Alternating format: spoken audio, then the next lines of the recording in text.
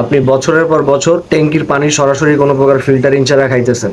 আপনি ঢাকার রাস্তায় মাস্ক ছাড়া ঘুরতেছেন। আপনি একজন স্মোকার, চেইন স্মোকার। একটা ব্রাশ দিয়া 1 মাস বা সর্বোচ্চ 2 মাস দাঁত মাজার কথা থাকলেও আপনি এক ব্রাশ দিয়া টানা 2 বছর দাঁত মাজতেছেন।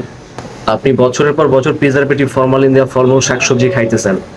আপনি বছরের পর বছর একই মেলামাইনের প্লেটে ভাত খাইতেছেন। আপনি বছরের পর বছর বোতলজাত করা পানি বা খাদ্যদ্রব্য এগুলো খাইতেছেন। অথচ আপনি টুথপেস্টের মাইক্রোপ্লাস্টিক নিয়ে টেনশন করতেছেন। এটা একটা জোকস না? হ্যাঁ, নাইস জোকস।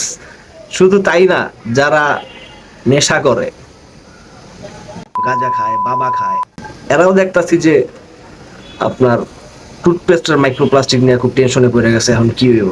আরে ভাই, এর চেয়ে তো বড় বড় ডেঞ্জারাস জিনিস আপনি ভিতরে অলরেডি হামলায় রাখছেন, কিচ্ছু হইতেছে না আপনার, মরবেন না ভাই। আপনি বাঙালি, বাঙালি ভালো জিনিসে মরে, বুঝছেন? খারাপ জিনিস যতই ভিতরে ঢুকবো কোনো সমস্যা নাই।